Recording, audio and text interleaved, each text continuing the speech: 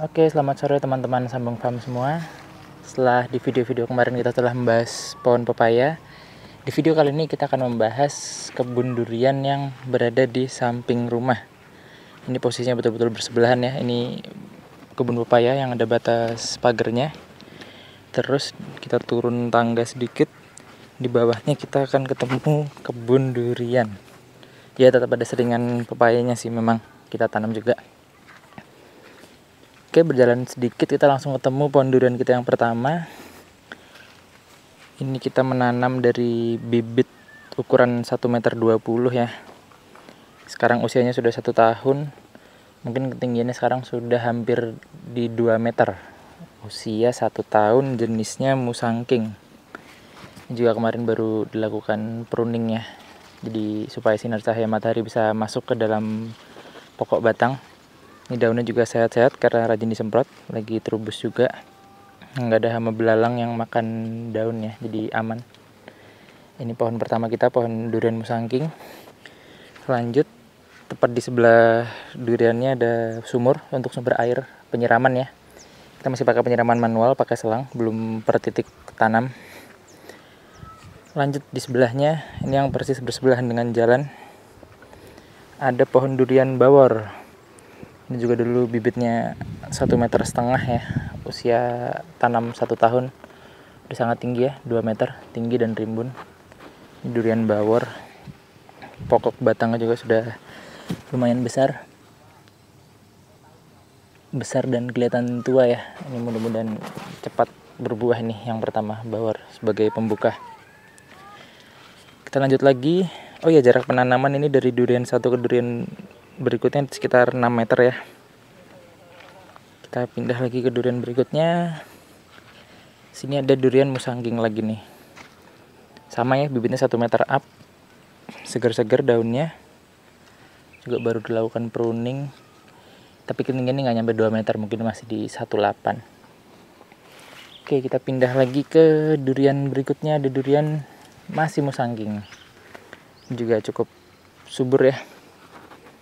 Rimbun, walaupun di kebun tetangga ada pohon bambu nih yang menghalangi sinar, sehingga mungkin dia agak kurangan sinar. Ini nanti bisa kita potong aja bambunya supaya sinar matahari bisa masuk ya. Kelihatan daunnya agak lebih kuning daripada durian yang lain. Ini mungkin karena efek matahari. Ini juga baru di pruning, sisa-sisa pruningnya menjadi daun kering di bawahnya, sengaja tidak kita buang untuk jadi nutrisi organik. Oke, lanjut. Ini seperti biasa ada tumpang sari cabai ya. Ini ada pohon durian, kalau nggak salah musangking juga ini, kita lihat. Yep, betul, musangking. Ya, kalau udah tunas air seperti ini bagusnya digunting ya teman-teman, biar tidak mengganggu pertumbuhan. Ini juga udah cukup besar, ketinggian hampir 1,8 meter. Lanjut lagi. Ini lahannya cukup bersih ya teman-teman, karena sering kita lakukan pembersihan gulma. Ini ada durian musangking lagi. Ini termasuk yang juara, ini paling rimbun. Kita zoom, dekatkan ke daunnya ya. Sangat hijau, tidak kurang nutrisi. Ini ada selingan, kita punya alpukat juga tapi nanti aja. Lanjut lagi ke pohon yang agak tinggi nih. Ini mungkin udah 3 meter nih. Tapi dulu bibitnya 1,7 kalau nggak salah. Memang nanam besar, habis pruning juga. Tinggi ya teman-teman. Sekarang udah 3,5 meter kali.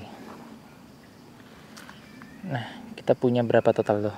1, 2, 3, 4, 5, 6, 7, 8, 9, 10, 11, 12.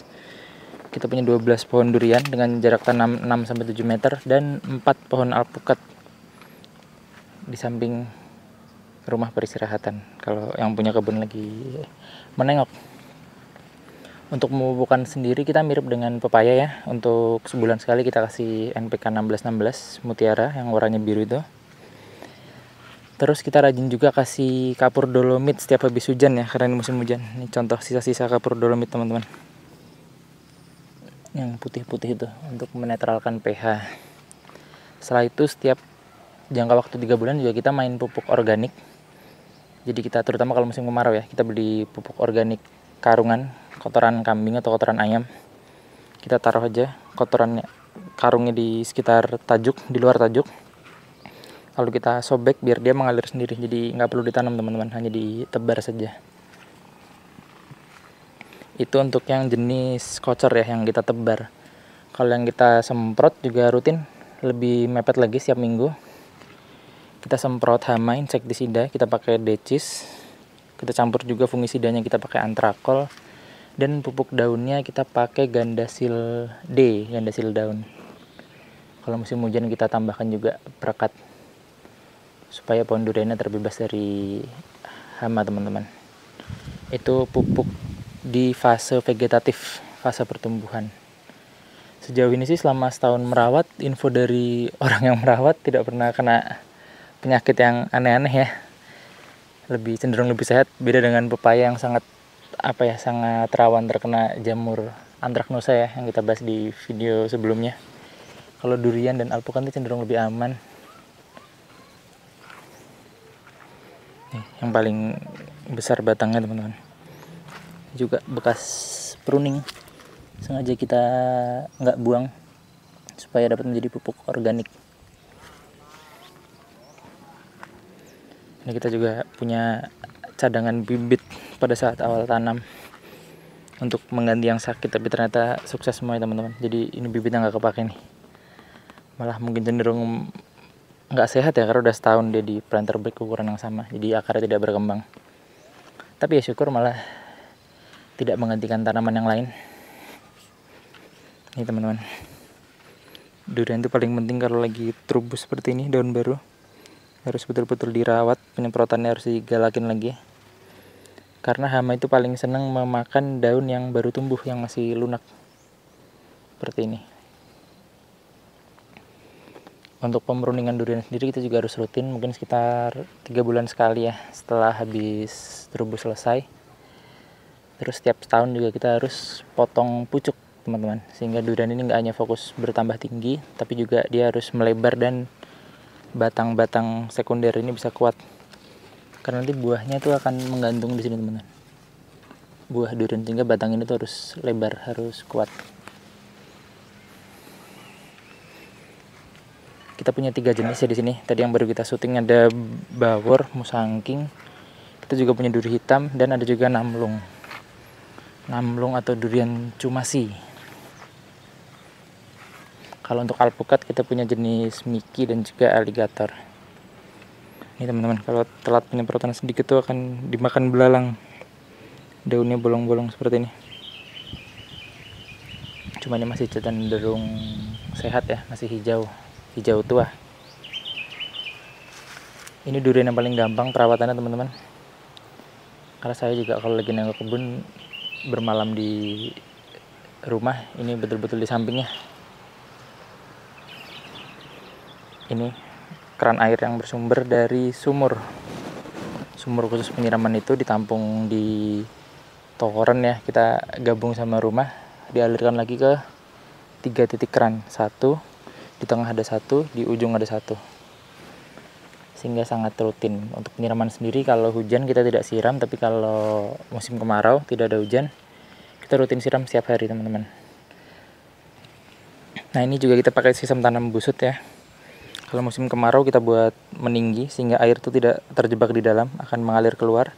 Sedangkan pada saat musim hujan kita akan buat sistem mangkok.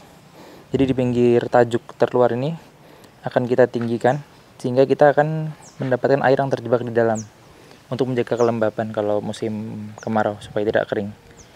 Tapi kalau musim hujan justru haram hukumnya, air hujan itu terjebak di dalam karena nanti bisa asam, untuk keasaman tanah atau pH-nya rendah. Menanggulangi pH rendah, balik lagi kita akan tanggulangi dengan kapur dolomit ini teman-teman. Ini ada sisanya nih yang belum menyerap. Kapur dolomit atau CaCO3 ya, untuk menetralkan pH yang asam. Kalau ada pertanyaan terkait pupuk atau pertumbuhan yang bisa disaring, mungkin bisa di komen teman-teman. Segitu dulu video kali ini, kita akan ketemu di video berikutnya. Thank you.